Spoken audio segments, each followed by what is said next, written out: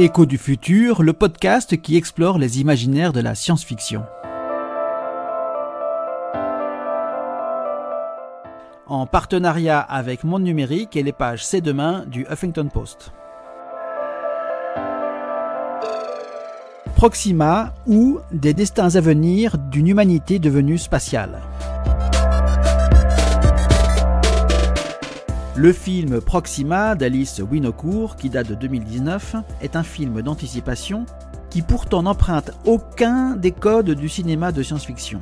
A priori, ce pourrait même être un docu-fiction qui raconte les relations entre une femme astronaute qui se prépare à une mission spatiale et sa fille Stella, âgée d'une dizaine d'années. La maman doit expliquer à sa fille pourquoi pendant 1 an, elles ne se verront plus.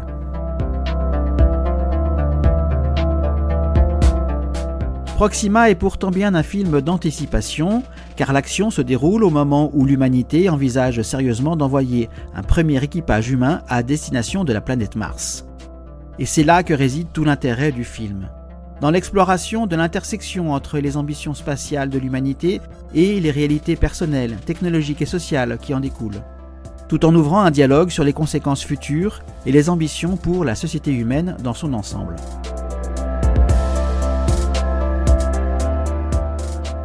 Ainsi, l'héroïne Sarah, jouée par Eva Green, fait partie de l'équipage de 3 astronautes qui vont passer 1 an à bord de la station spatiale en orbite de la Terre, hublot fermé, sans contact visuel direct avec leur planète mère.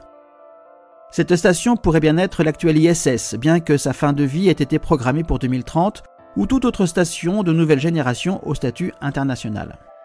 À bord, tout sera mis en œuvre pour simuler un voyage vers la planète rouge, afin d'étudier les effets sur les humains d'une longue absence de contact direct avec la planète bleue. C'est la mission Proxima.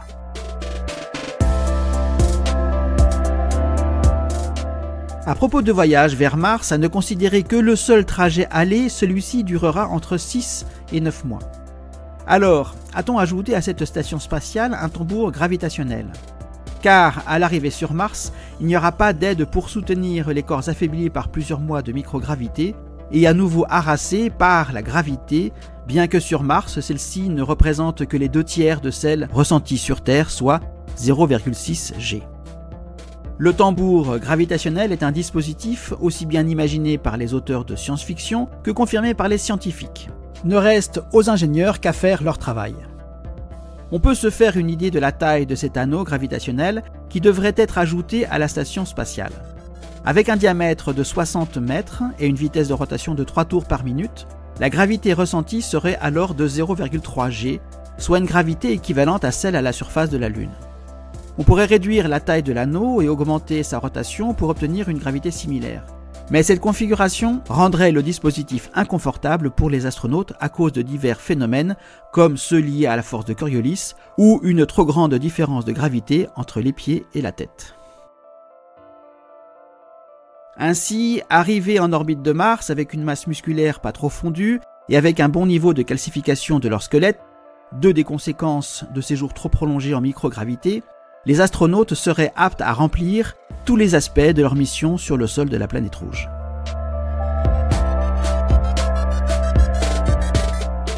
Si dans le cadre du film, l'anneau gravitationnel est de l'ordre de la spéculation, en prévision de la mission Proxima, l'entraînement que subit Sarah et ses 2 compagnons russes et américains est, lui, tout à fait réel. Mais pour Sarah, aux difficultés objectives de cet entraînement hors norme qu'elle subit, d'autres viennent alourdir sa tâche. Parce qu'elle est femme, elle subit des propos sexistes. Parce qu'elle est mère, l'absence qu'elle impose à sa fille est un poids psychologique qu'elle ne peut pas effacer. Et aussi parce qu'elle est femme, Sarah s'impose des efforts supplémentaires pour prouver la légitimité de sa présence dans cette mission. On la voit faire durer un exercice dans une centrifugeuse à plus de 9 G, bien au-delà du temps nécessaire ou habituel. Les quelques paroles de réconfort prodiguées par une femme russe, administratrice des femmes cosmonautes de l'ex-URSS, n'auront que peu d'effet sur une Sarah torturée par la fatigue, les doutes et les sanglots de sa fille. On est loin de l'avenir spatial fantasmé par la science-fiction.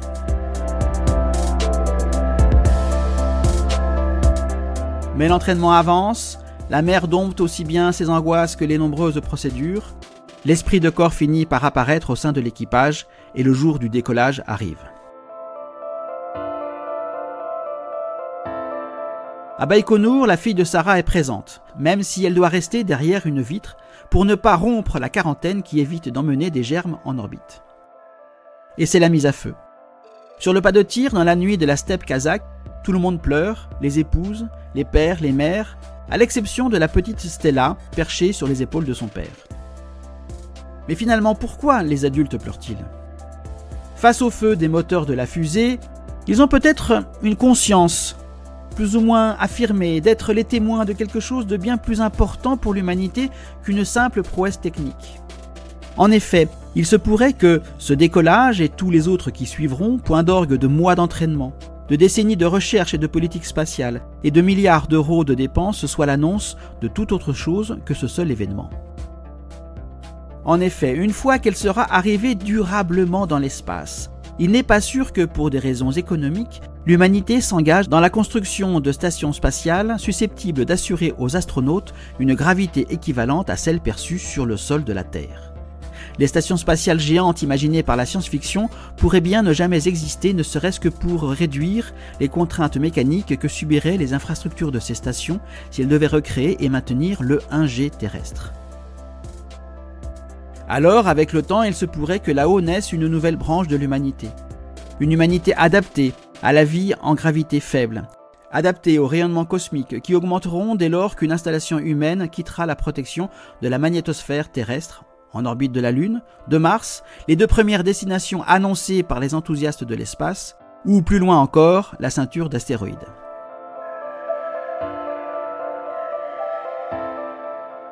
Cet avenir concrétiserait la conviction de Konstantin Tsiolkovsky, scientifique et père de l'astronautique soviétique et moderne, la Terre est le berceau de l'humanité, mais on ne passe pas sa vie entière dans un berceau.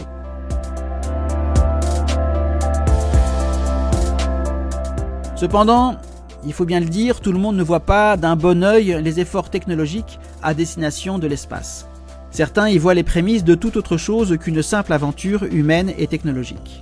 Ils y voient les préparatifs d'une grande évasion, celle des riches et des nantis. Des preuves, disent-ils, il suffit de voir fleurir les projets en orbite de la Terre, beaucoup sont des projets d'hôtels spatiaux. Si ces projets sont effectivement annoncés pour les années 40, on ne les verra entrer en fonction plus vraisemblablement au-delà du milieu du XXIe siècle. Moment auquel devrait se produire, étrange coïncidence, l'effondrement dont parlent avec tant de véhémence les collapsologues de tout poil. Ces hôtels orbitaux accueilleraient alors les terriens les plus fortunés, seuls capables de se payer un tel billet.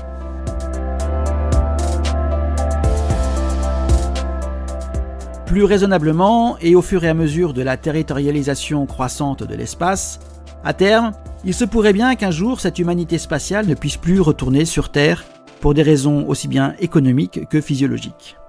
Quand on a grandi à 1/3 de G, voire 2/3 de G, à bord des stations spatiales conçues pour assurer une gravité optimum entre nécessité et confort, la gravité terrestre devient un supplice, bien qu'on soit prêt pour aller sur la Lune ou Mars. De plus, la distance créée par les réalités économiques et technologiques renforceront les divergences entre terriens et spatiaux.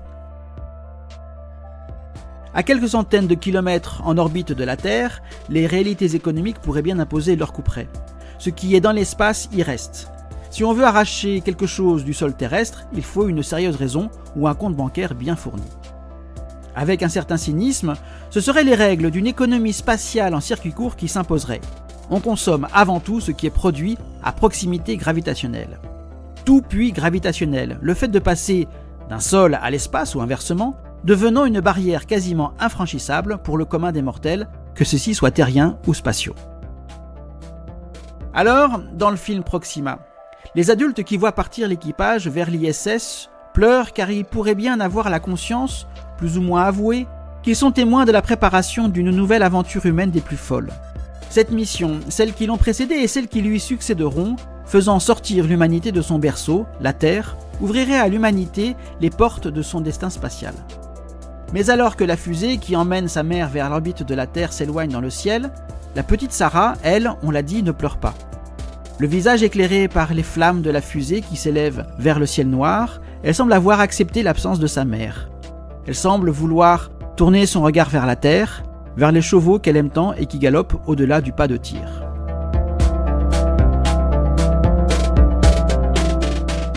Alors, Peut-on ou doit-on empêcher le destin spatial de l'humanité ? À plus ou moins long terme, les enjeux climatiques pourraient-ils plaider dans le sens d'une interdiction ? A l'inverse, si on accepte le fait qu'il est dans la nature de l'humanité de partir vers les étoiles, pourra-t-on toujours l'obliger à continuer à travailler au bénéfice de l'humanité restée terrestre ? À moins que, à l'image de Stella, l'humanité se tourne résolument vers la Terre. Alors, vous en dites quoi ? Et rendez-vous avant la fin de l'Anthropocène pour un nouveau podcast d'Écho du futur. Une production de futurhebdo.fr et du comptoir prospectiviste.